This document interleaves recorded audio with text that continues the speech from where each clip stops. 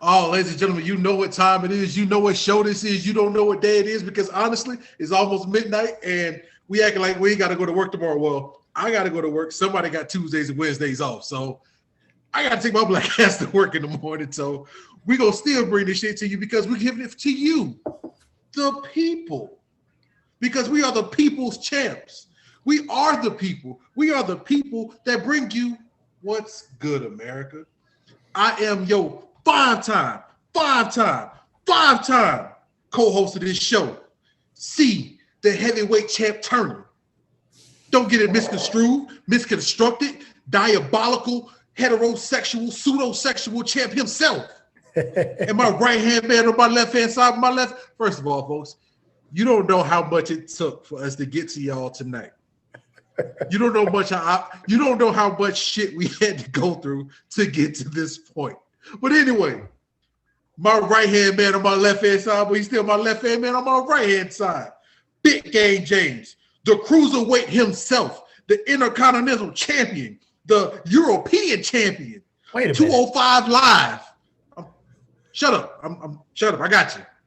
The 205 Champion, Mr. 24/7 Champion. Wherever he at, you can at him. You got me. James Cruiserweight Walton III. What's going on, baby? I mean, I know I done lost some weight, man, but why I got to get all the garbage belts? You get to be five-time champ. I mean, this is the people's show. And the last I checked, I mean, don't get me wrong, your boy would love that 24/7 title. And based on my draft, I deserve to be the 24/7 champion. But let's keep it 100. There's so much universal appeal to this universal champion. There's so much gold and love to this world heavyweight champion. Oh, God. And without the great one here himself, channeling the great one, there would not be a true podcast. If you smell what Wayne's J is cooking. And let me tell you something. This is what I'm really cooking, Chris. I'm gonna get this out right now. Let's be one. Go ahead, America. I had PNC before we got on this podcast, so that's where I'm at right now. That's why I got all this energy. So your mind is in a very good place right now, and I haven't had my PNC yet. That's I'm looking forward to that later. But yeah. Shout out to the first ladies. But yeah, America, don't forget about that PNC. Look, that's how long it took us. Screwball. It took us that long that Chris poured the whole bottle into that cup. I'm sorry. Screwball, I need another bottle. I'm out. Screwball, I need another bottle ASAP. But don't think we're sleeping on that PNC, America. We still about that PNC life. T-shirts coming soon. Very soon. Well, look, man, this is the show you wanted to have. This was definitely worth sacrificing some sleep for because I'm back on Monday to Friday this week, so it'll be a barn. Oh shit, my bad. No, we good, dude. Are you kidding me? It's gonna be a barn burner tonight. It's gonna be a slobber knocker. So, ladies and gentlemen, I don't know if you are catching the references, but we are talking about entertainment tonight. And by entertainment, before it was entertainment, it was the Federation. Before it was the Federation, it was Memphis Wrastlin, Ohio Valley Wrestling, TNA, ECW, WCW, WWF, New Japan Wrestling, all that good stuff. I want to hold on. Matter of fact, I know it's late and I don't need nobody to judge me real quick. Zoe, come here real quick. Yeah, Zozo. In effect. For those of you who don't know, for those of you who watch wrestling, this is the EST of NXT, the next best thing. My better half, my better third, I guess, because I'm splitting the thirds. But my better third, the future Divas champ, the future women's champ, man, Zozo the Slaughterhouse. Ooh. Say what's up to the people. What's up? All right, go on, shower, go on. Go on. Trying to interrupt my flow right now. She's clean cut right now. She out here giving her Oh yeah, daily. Oh yeah, she's in full Bailey mode right now. Yeah, but she's gonna turn into the EST real soon. Yeah, she just happy to be there. She's Sasha Banks before Sasha Banks became the boss, just out there just chilling.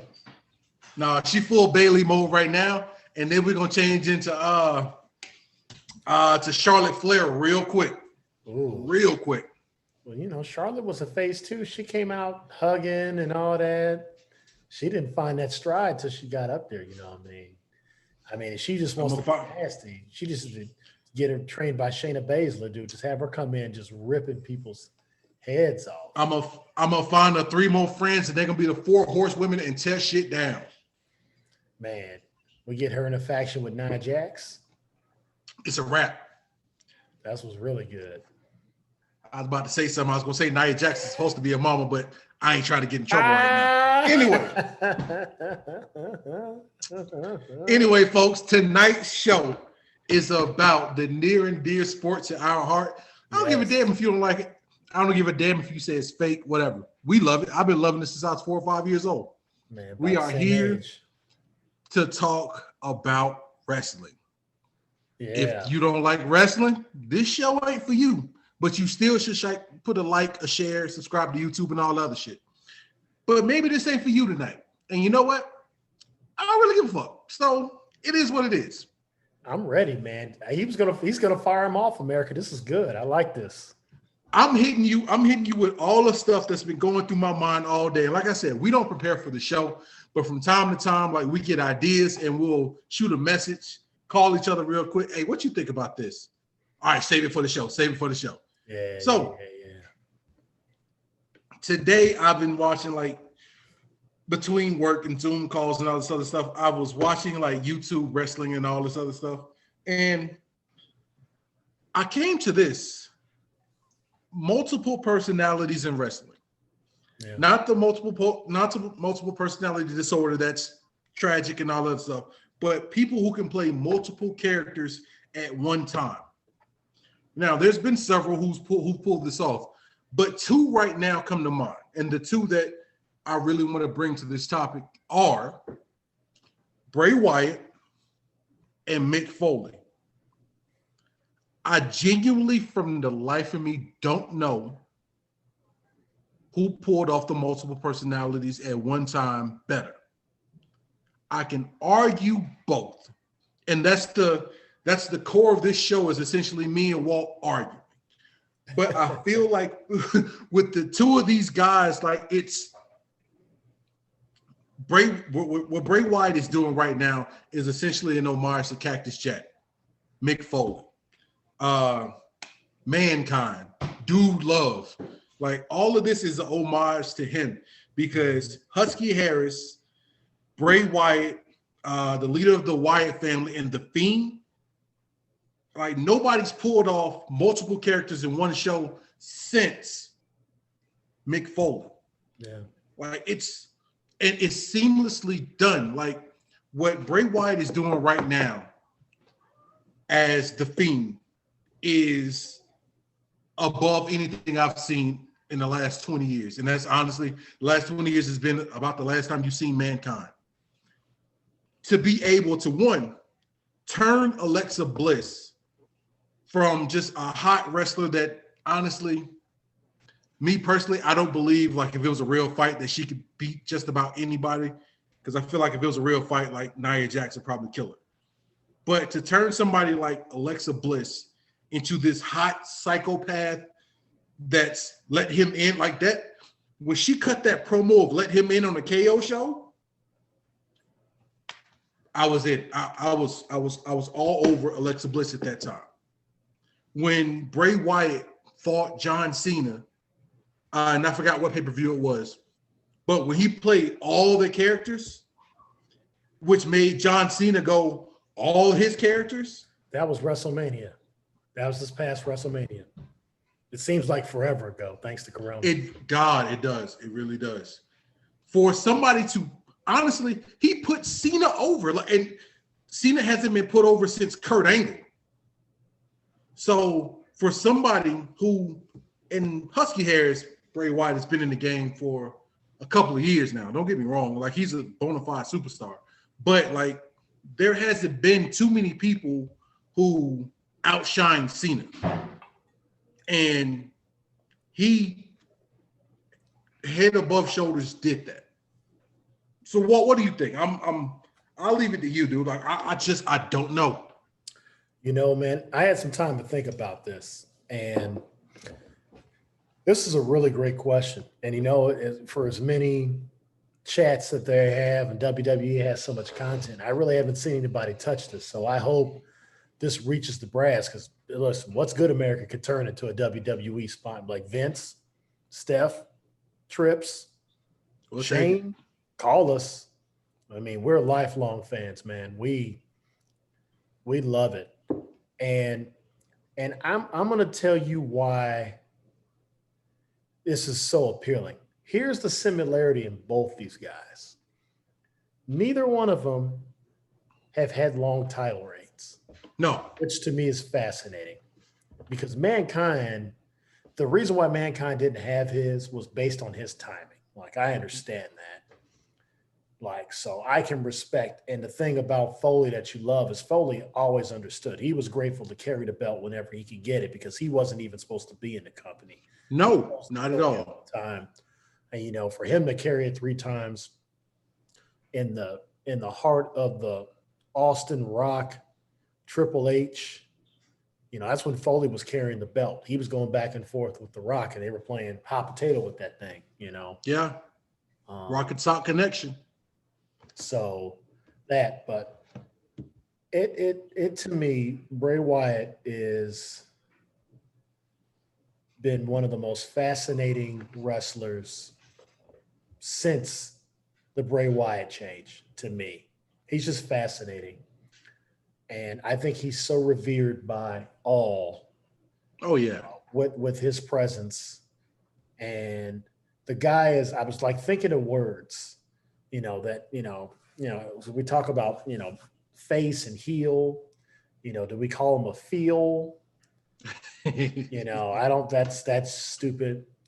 But it's like I was thinking about Shawn Michaels and Ric Flair at WrestleMania. Like, certain guys just had this ability to get cheered and booed at the same time.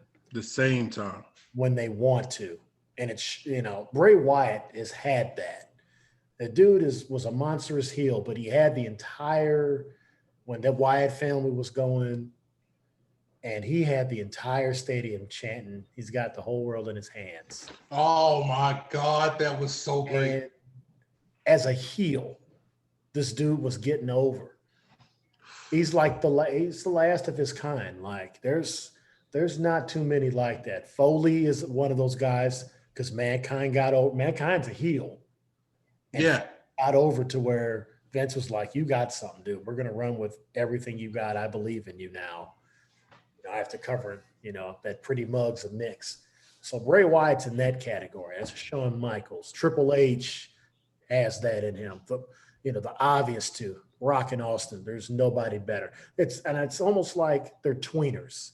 It's kind of like Paul Heyman has become that in the last 5 years. Oh God, yeah, that's a fact. That's everything he's done since the ECW breakup and Brock Lesnar coming back and CM Punk is all heel, but you're captivated by him. And love it. That's why I would give it to Bray Wyatt, because the Playhouse Funhouse thing, do that whole, you know, Mr. Rogers homage, man, like it's phenomenal, dude. And you need to have that right now. I mean, there's been no more important character to people even wanting to watch, because they know all his stuff is recorded anyway. And the effects that he does, it takes all that. Mm-hmm. It brings all the good things that WWE is about. And this dude put the mandible claw on Alexa Bliss, bro. Like, it's as close as we've gotten to Attitude Era, Ruthless Aggression type things, you know. Well, you know, and it's stuff like, you know, Nia Jax getting in the Rumble and taking all those finishers. That's why she's a stud. She deserves more time with the belt too. Yeah, I agree. Different conversation. But it touches on that. I mean, things that you just don't see. That, don't get me wrong, it's in the entertainment world. But, you know, Randy Orton giving Stacy Keibler a RKO. Randy Orton giving Stephanie McMahon the RKO. You're going to hear a lot of Randy Orton in here because Randy Orton, that's the other best thing going right now. That's the fact. The Legend Killer is that dude. So Bray Wyatt for me, man. Wyndham Rotunda, God bless him. That dude is a bad boy, man. He's, from what I've read, he's technically a face. Really? Yeah. Watch. It's some weird double turn they did with him and Strowman. And I don't know, bro, but so it's Bray Wyatt for me, and it's by that much. Because I feel like there's just a little bit more they can do with him, with this Fiend character throughout. Oh, I fully agree because there's so many angles you can hit with the Fiend character. It's the whole Beauty and the Beast, just opera of all of it. But what I liked about, I guess, I'll argue just to argue on this one. What I liked about Mick Foley, as dumb as the Mankind character was, and Mick Foley even said he just picked up scraps of somebody else's mask and slapped it on his face, and that's the character he went with Mankind. But Mankind, more so dude love. Shout out to The Big Lebowski, which is a slept-on movie, which is really good. The dude love character, which, mind you, still used the damn mandible claw. The dude love character was it was so dumb that it got over. The Cactus Jack character, which shame on Travis Scott, shame on you, sir. I'm not a fan of too much music that's out right now, but the fact that you call yourself Cactus Jack, if I ever get a chance to see you, I'm gonna slap you in your face in public.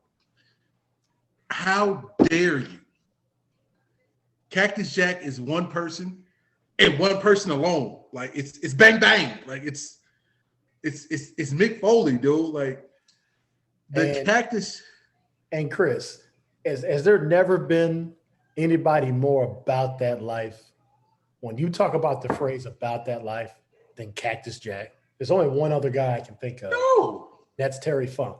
Them two dudes are in a category. Oh my God. Terry Funk is a legend that needs to be spoke on, that doesn't get enough attention all by himself. You don't really have to bring anybody in for Terry Funk. But I believe about that life, and let me give you another one.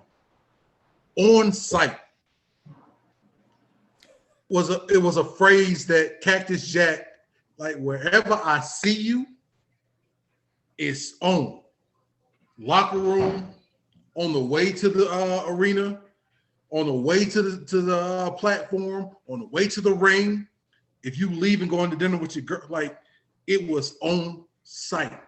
I don't give a damn if it's a kendo stick, tacks on the damn match floor, a baseball bat with barbed wire.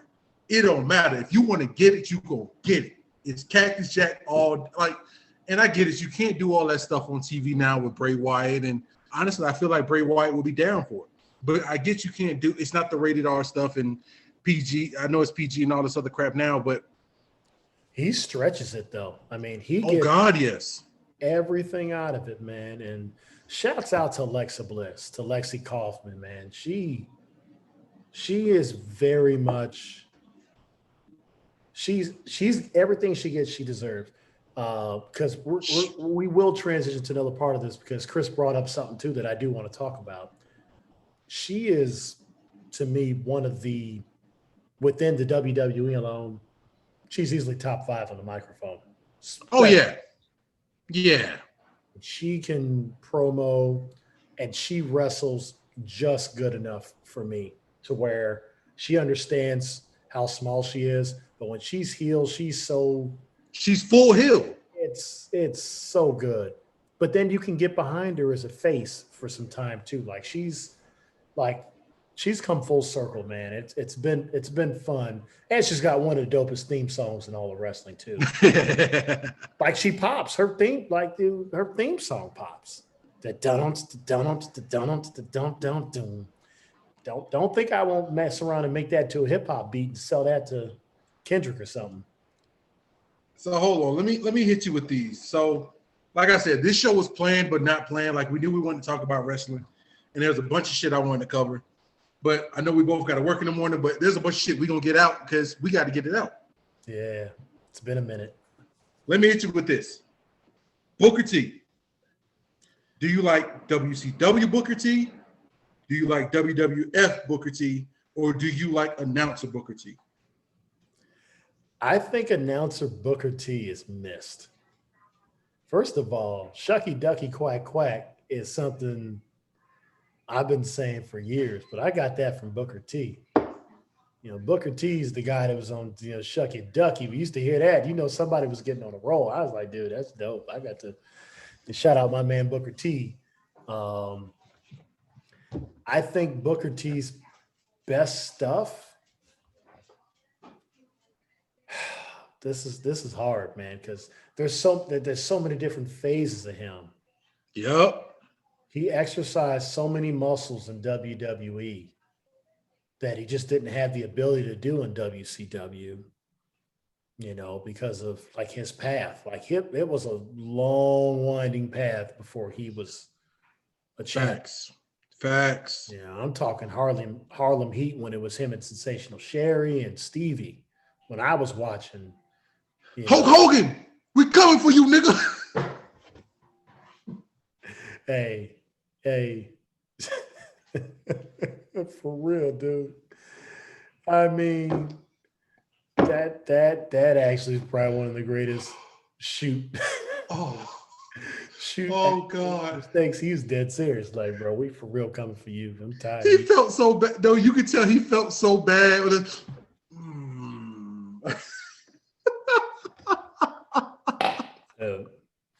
That's why I love Book, man. But I mean, like, he got so much mileage out of just being Booker T.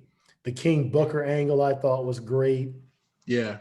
Just going full on heel. I mean, he was a face for years. Yep. Like that gets lost. Like after the Alliance stuff, that dude was a face until King of the Ring, and then he went heel again for a couple of years and got great mileage out of it.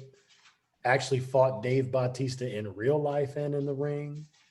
So I gotta go with Booker T, and I gotta go Booker T's run right when him and Goldust started teaming together, where he got to really show that comedy side, man, where he was on it, man. And then I would say, I'd say WCW because I love Booker so much. So I don't want to put his commentary work above what he did in being one of the flagship guys. Yeah. For that company. He was amazing. That's why they put the belt on him when it was all said and done, to carry over because of what he meant and what they put him through. Oh, I agree. I agree. What are your thoughts? All right. My thoughts on it. I like WWF Booker and like the beginning WWF Booker kind of over all of it, but it'll be WWF, like the beginning WWF Booker, and then like announcer Booker and WCW Booker like are neck and neck for me, because when he won King of the Ring for me, and then he had that bullshit English accent that he was speaking with for, I want to say he went a little wild with it too, as long as he was the king. Like when he was King Booker and he had that bullshit English accent, I loved it. God, I loved it. I would go to school and just have a bullshit English accent and just offend an entire country with the accent. And like his feud with Austin was like, God, that was great because it did so much for the both of them. Like Austin was just about at that pinnacle, and Book needed just a little bit of a push to get a little further over. And like they honestly, in most pushes, only one person gets helped. And there's only one other situation where I can think, maybe two. And that's The Rock and Jericho when Jericho first debuted on WWF. And then like the whole Big Show angle when he was Andre the Giant's son. Like those are the only two I could think like where a push kind of helped two people because I forgot who the show was feuding with. But that push from Stone Cold and Book between like the stuff they did on air, the stuff in the supermarket, like it was just Book was down. Like Book was down to do it. Book was down for the fight. And like it was just enough where people didn't take, because most people thought, and this was honestly during like most of the WCW, WWF Monday Night Wars, that the WCW was just a Southern thing. So when Ted Turner kind of lost the defense and all those guys kind of merged into one, like those guys kind of needed like that extra push to be essentially mainstream. And when Austin kind of gave him that push, like it helped both of them. It made Austin the legend. It helped him to be the legend that he is right now. And it pushed Book even further up. So like I said, I like the beginning WWF Book between him being king and him and Austin. And when he came out on The Rock and he was talking shit to The Rock and the back and forth, which even though The Rock's mic skills are, God, I almost want to say the best. That'll be another topic. Yeah, I think But yeah, that'll be the next topic. But like The Rock's mic skills to Book, like it just like the back and forth was amazing to me. So I don't know. I like WWF Book. So that brings us into the next topic. And I want mic skills this way because we talked. Go ahead. Chris is so CT's been sending me that mode, and it's hilarious to me. Like he just started sending me a bunch of just all-time great promos and things like that. He sent me the Jay Lethal Ric Flair, which is awesome. Woo! He sent me something from The Rock. It was the 99. God. It's the match. I think I brought it up the other time we were talking. I think I was and that's probably what made you think of it. We were doing the Plug show. He brought up the greatest People's Elbow, where The Rock was the special guest referee. Shout out Screwball. Shout out Termana. And The Rock hit the British Bulldog with the 1, 2. It doesn't matter if The Rock counts to 3. So I think the way I want to do this is like a two-parter. I would say, just in your opinion, what are some of your all-time favorite promos? I want to start that way because I want to spread the wealth to a lot of guys and give the floor before I go. Probably the next part of it. All right, I'll go a quick 5 because I know you're going to go way more in detail than I'm gonna go. And this has no particular order. I'll go a quick couple. I'm not even gonna lie and say it's 5. It might be 3. It might be 9 of them, but I'll go quick. Like I said, the Jay Lethal one with Ric Flair is underrated. It is beyond underrated because Jay Lethal doesn't get the credit that he should because Jay Lethal hasn't been in like the big two as far as like wrestling goes because he wasn't. I don't think he was in WCW and he was in WWF. Just I think TNA. Yep. He's a Ring of Honor. Yeah. You know. But he hadn't made to like the big two conferences. So the majority of like the casual wrestling fan doesn't really know who he is. So the woo off with Jay Lethal and Ric Flair. The Ric Flair promo when he dropped just the limousine riding, jet flying, Rolex wearing. Matter of fact, Ric Flair, period, because like anytime he brought up Space Mountain, oldest ride, longest lines, or I kiss all the women, even the fat one over there. Like Ric Flair on the mic is honestly, that may be the best, but whatever. Ric Flair, Jericho. Jericho, when he came out to the when he debuted in the WWF, and like The Rock was cutting a promo to fight the Big Show.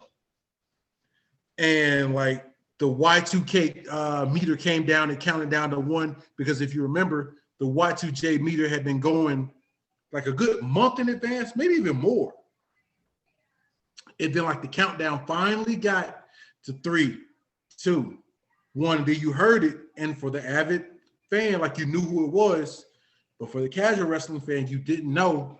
And like, break the walls down. That came on, and like, oh shit, Jericho's on WWF.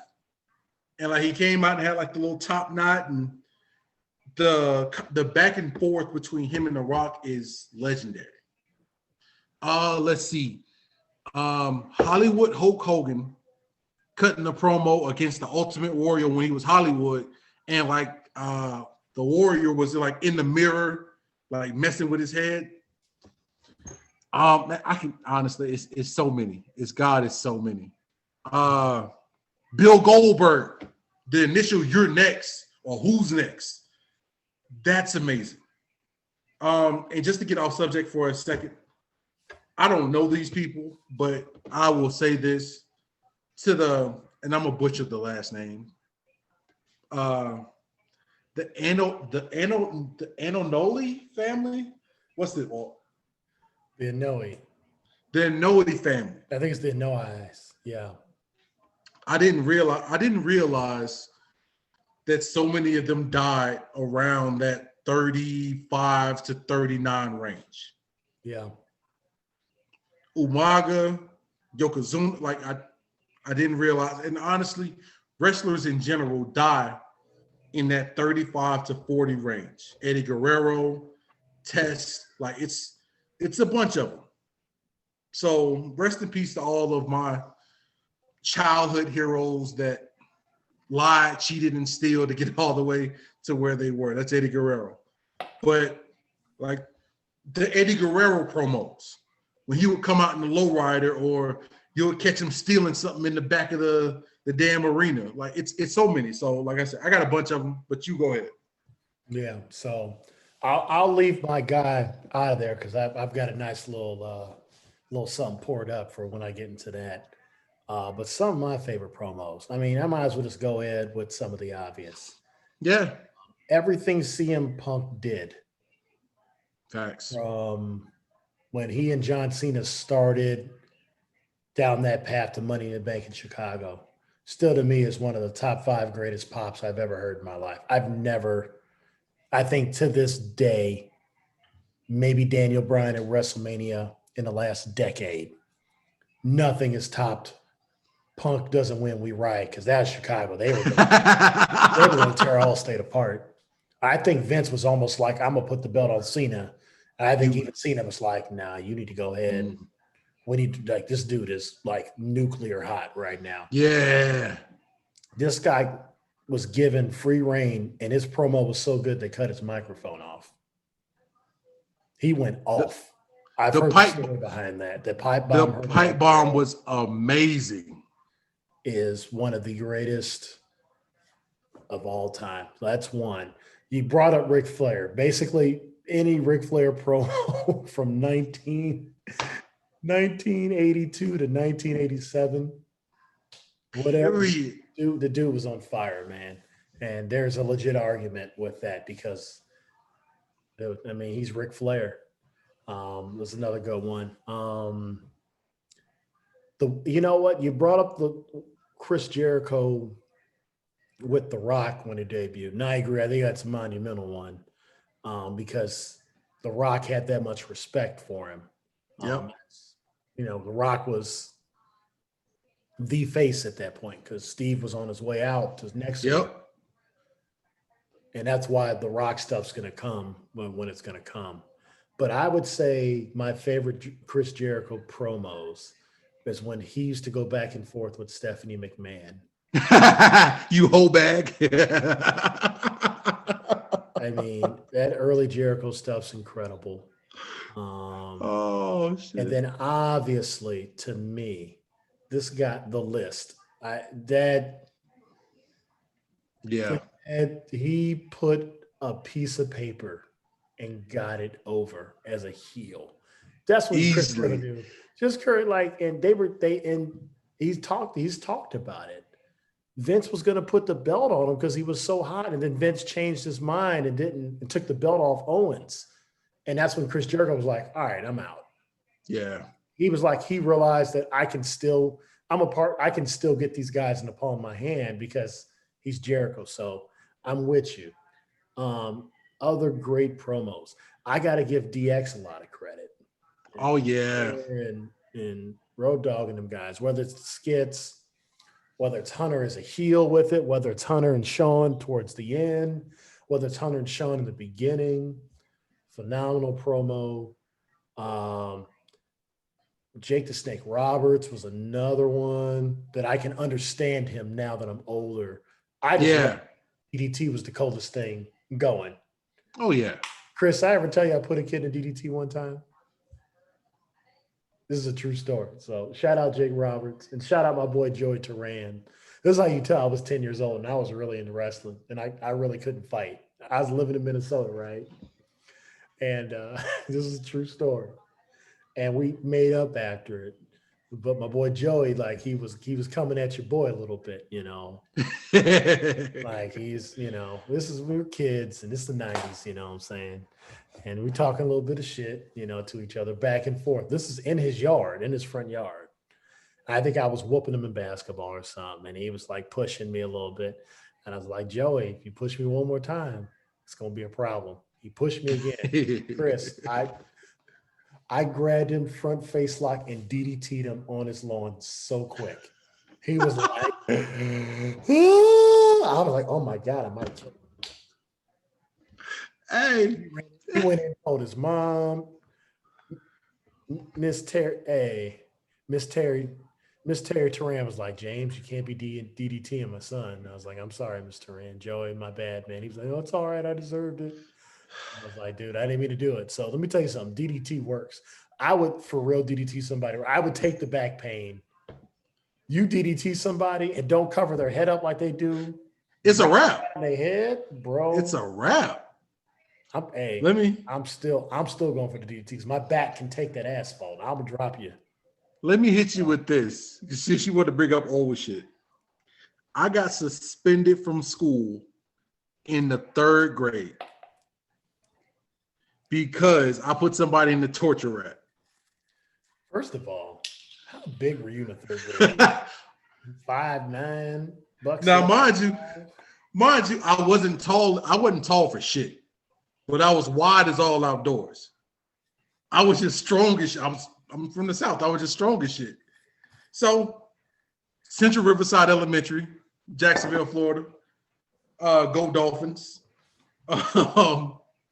We were outside for recess, and like me and all my friends, Kenny, Dwayne, like we would play wrestling all the time.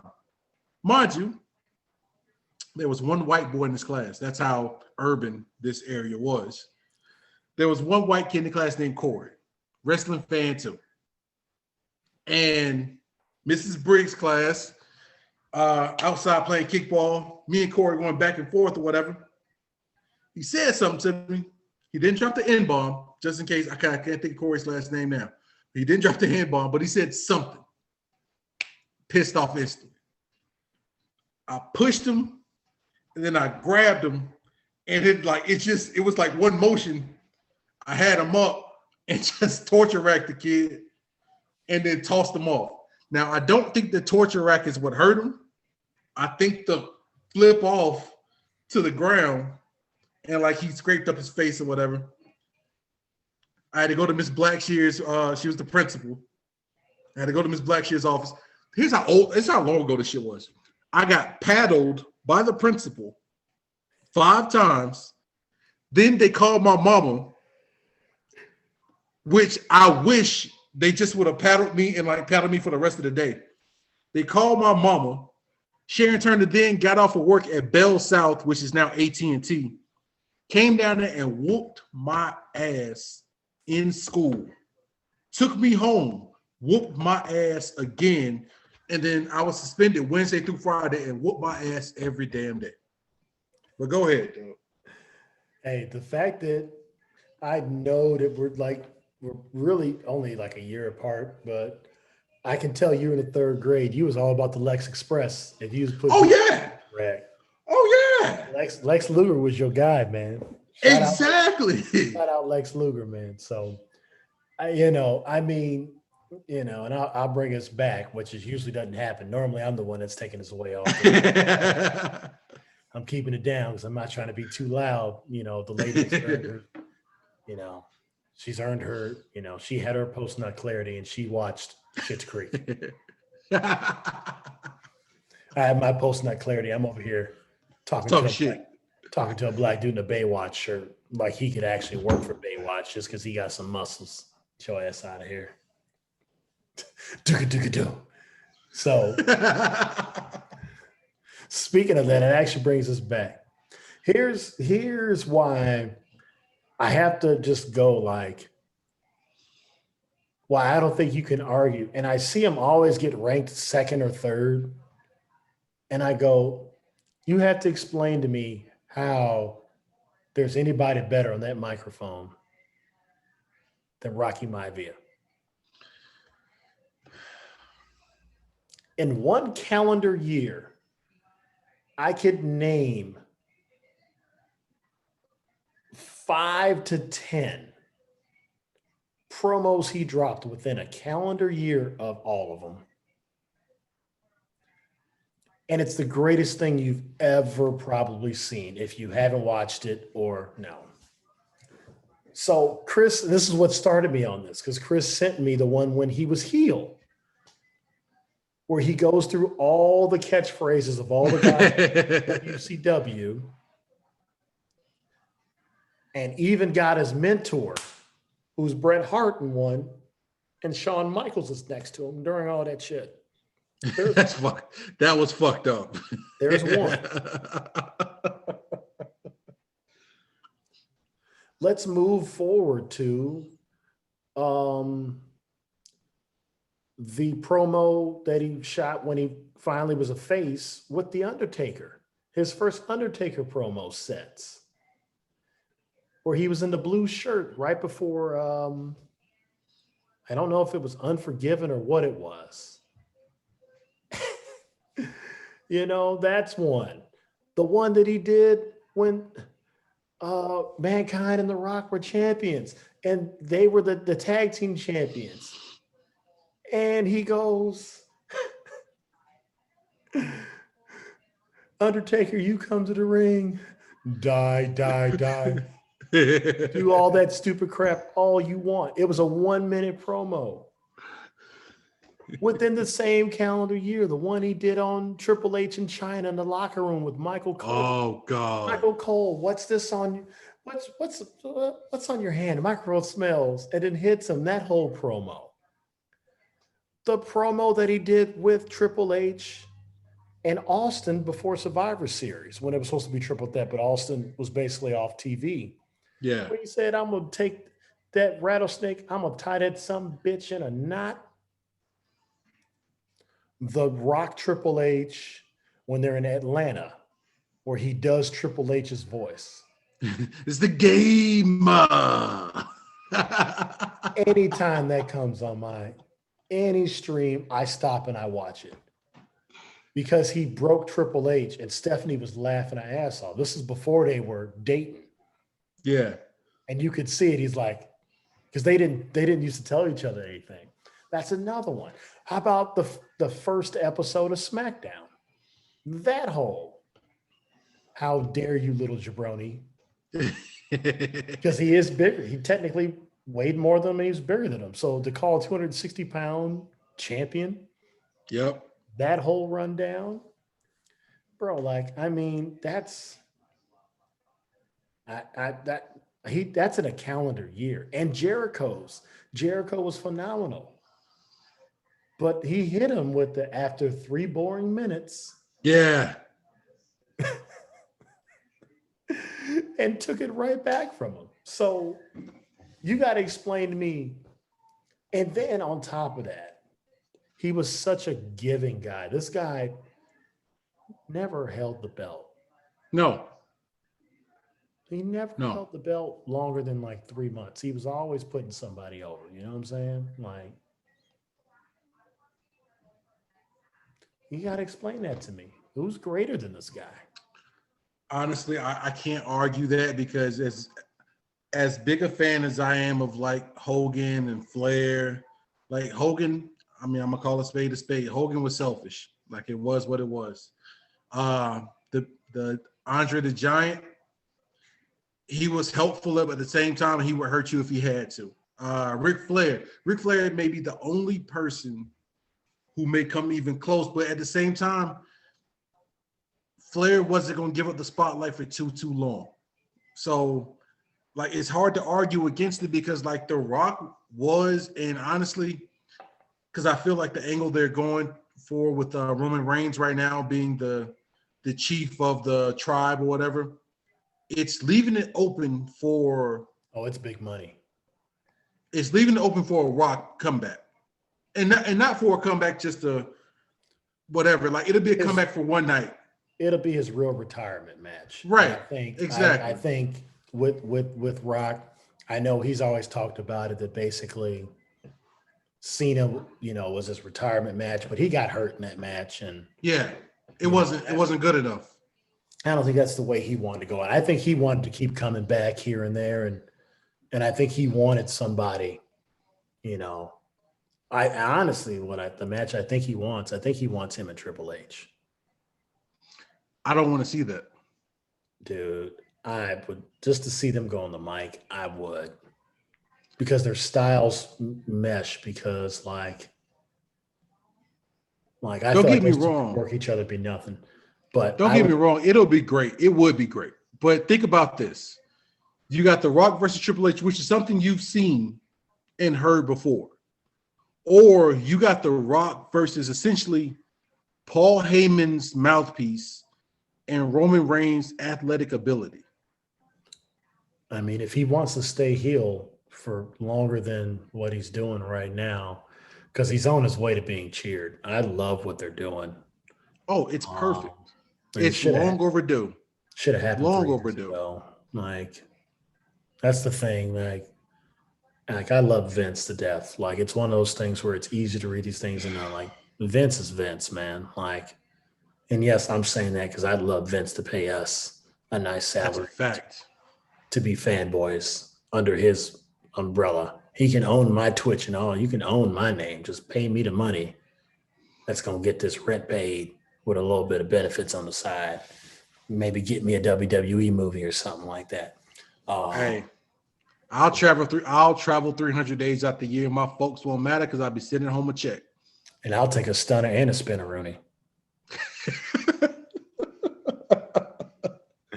But I'll say this. I agree with you. I mean, that's where the money's at. That's where they're headed.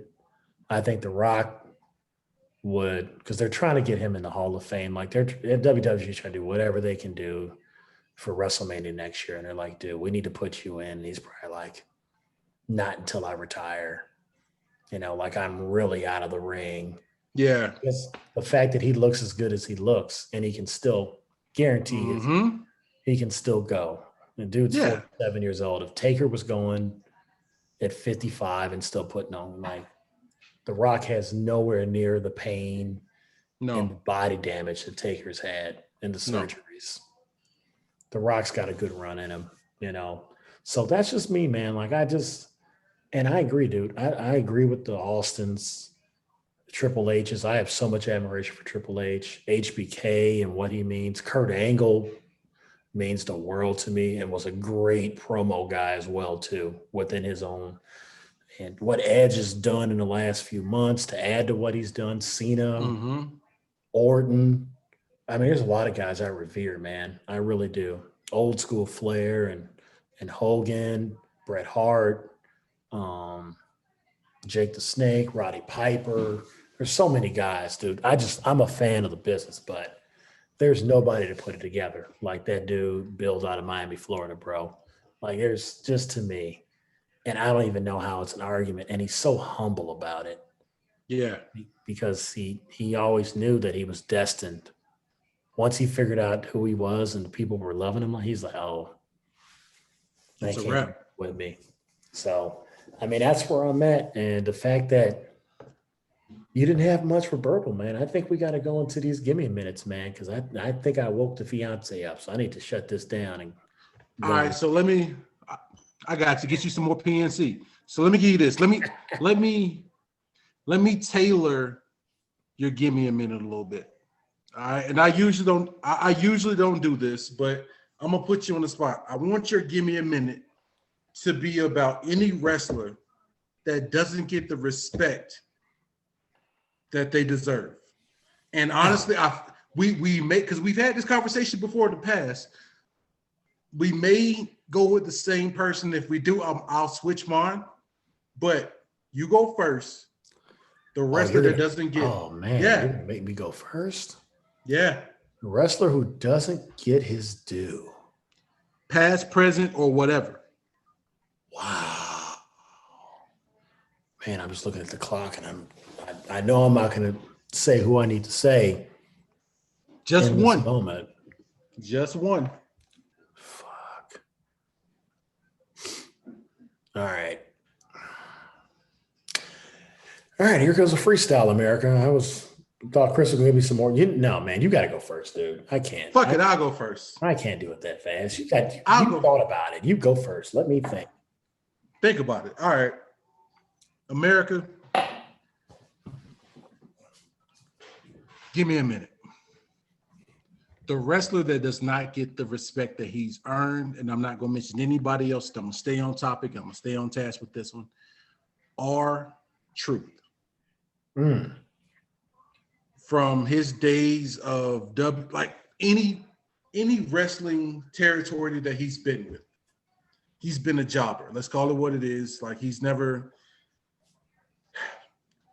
the work that he's done on his own has been the work that he's done on his own. That's wrong. He was the NWA World Heavyweight Champion. He held the belt in TNA. I still feel like he never got the push that he deserved because he's worked his ass off, point blank and period. Like, there's a lot of guys who get pushed over because of their last name, because of their size, because of who they know or who they're dating or whatever. R-Truth, Memphis, Tennessee, from day one, from when I've seen him, has put in the work. Even when he did the little bullshit wrestling movie, I cannot think, Bring the Pain or Bring the Noise, whatever it was. R-Truth has been ready to rumble. Ready to rumble. There we go. R-Truth has been consistent. Like, he's been that guy. Like, R-Truth is. Matter of fact, I'll bring it just current. What he's doing with a bullshit belt that nobody wanted is amazing. Because everybody wanted the hardcore title to be brought back. Everybody did, myself included, and I'll speak for Walt, and I think he did too. Everybody wanted the hardcore title to be brought back, and when you had Mick Foley introduce it, everybody thought it was the hardcore title. But for anytime, and I know I'm going back and forth with it, but I'm staying on R-Truth. Anytime you can get in the ring and break Brock Lesnar with Heyman in the ring, and you break Lesnar, that's it. Like, what else do you have to do? Like, to be the 43-time 24/7 I-95 369 days a year champ. Like, it does do, like, he's putting over small time wrestlers. He's putting over a bullshit belt. He's putting himself over. His IG page is hilarious. Ron Simmons, sir. Well, that's two different dudes, man. Ron Simmons is. I'm sorry. Ron Killings. I'm sorry. Killings. Ron Simmons. Hey, shout out to you for a whole different reason. But Ron, I tip my hat. I take my hat off for you, sir. And that's been my give me a minute. Man, that's pretty good. I mean, you almost led me into another Ron who could easily be in that underrated category. Ron Simmons. He could be. Easily. He could be. That dude got over more when he wasn't wrestling. That's a lot. Damn. Man.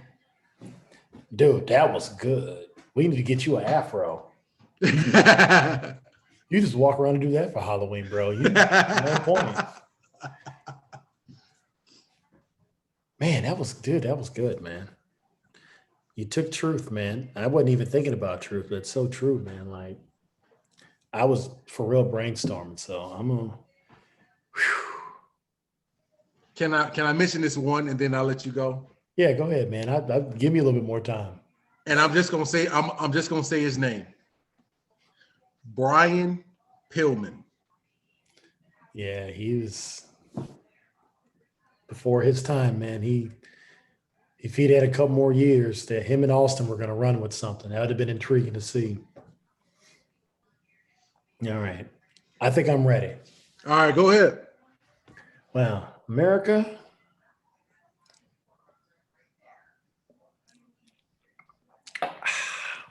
Give me a minute. You know, I'm going to take this a different place. Okay. Names that were rattling in my head because of just where he went with R-Truth, who, by the way, has held every belt in the WWE except for any of the World Heavyweight Championships.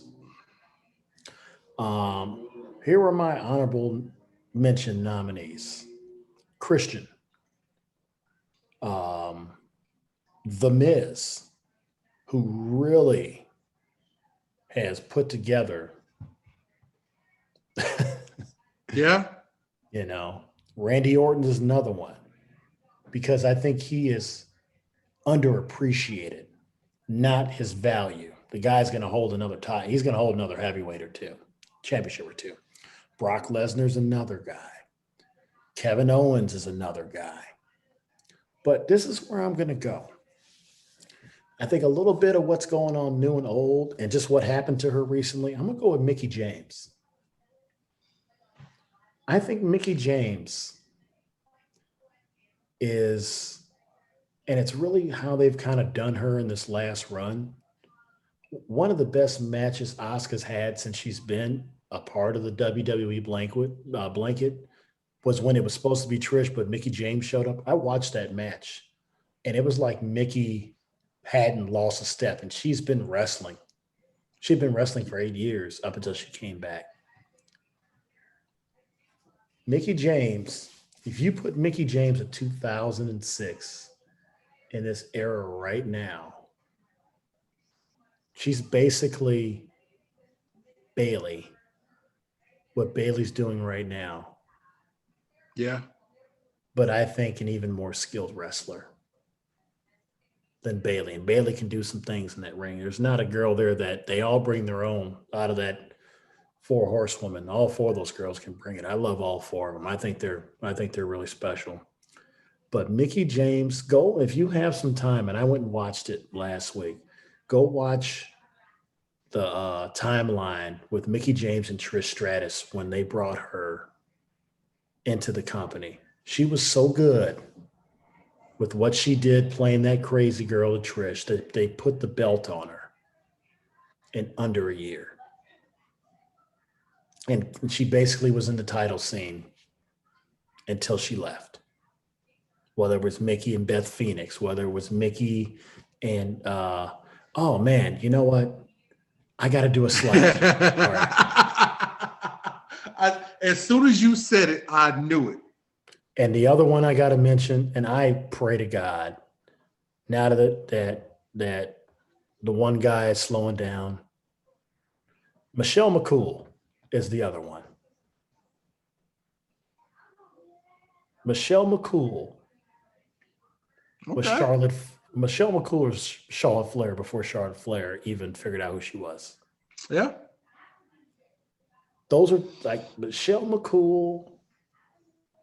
And when they were late cool, when she found out her heel and figured it out, so athletic, Dude, she's still in her 30s, bro. Like she can still go. She is? That's how young she was when her and Taker, like she was like 30, and when her and Taker, she said, I'm good.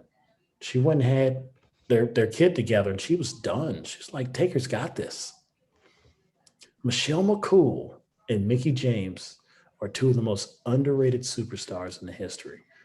Their prime work, they would be holding both belts right now. So cheers to the ladies.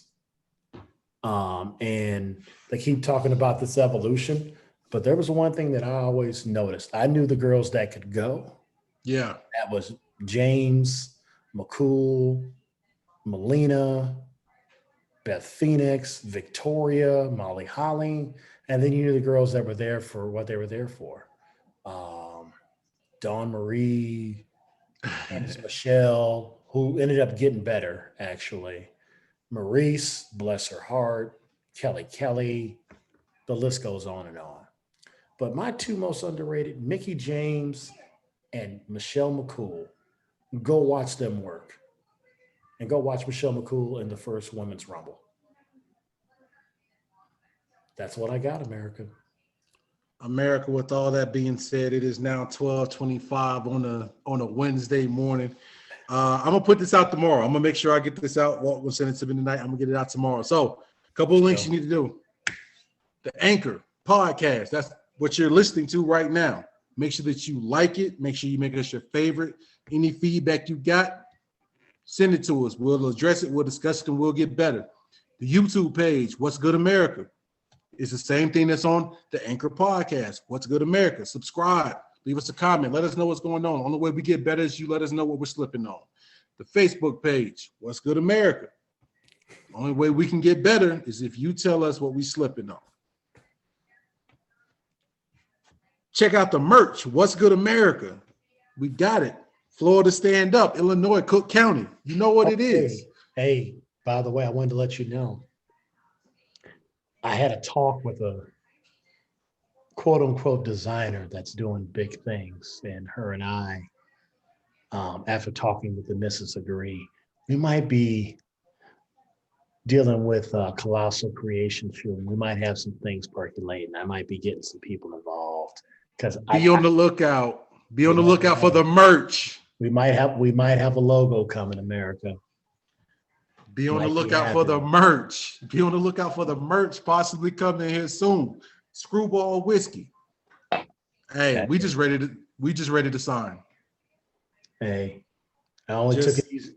Hey, when that Screwball, I love Frito-Lay, but I would love to do this daily. I'll talk about whatever you want and make sure Screwball's in the shot. Hey, whatever. We just ready to sign, Screwball. Terramana. Hey, dude, I didn't pub you just because I'm trying to get played. Like, dude, you are the GOAT. You are my pick for president in 2024. And on top of that, I've been sipping on this. It actually is good. All right. So, hey, if there's any way we can get in $7 production and be What's Good America underneath the $7 production, talk to Miss Danny, talk to Hiram, talk to everybody in $7. We'd love to be a part of it. Kevin Hart, if you had a liquor right now, I'd be trying to get on LOL. We might just be trying to, Chris, I saw, we just might have to just drop our funniest footage and their laugh out loud. Look, we just trying to get on so we can get to the masses, you know. Van City. That's it. Van City, we still love you. We still coming for you too. We just ready to sign. That's all it comes down to. With all that being said, I am the five-time heavyweight champion. And my right-hand man on my left-hand side, but he's still my left-hand man on my right-hand side. The best there is, the best there was, and the best there ever will be. Man. James Big Gay Walton III. Man. And all we want to know is what's good, America. Can you smell it?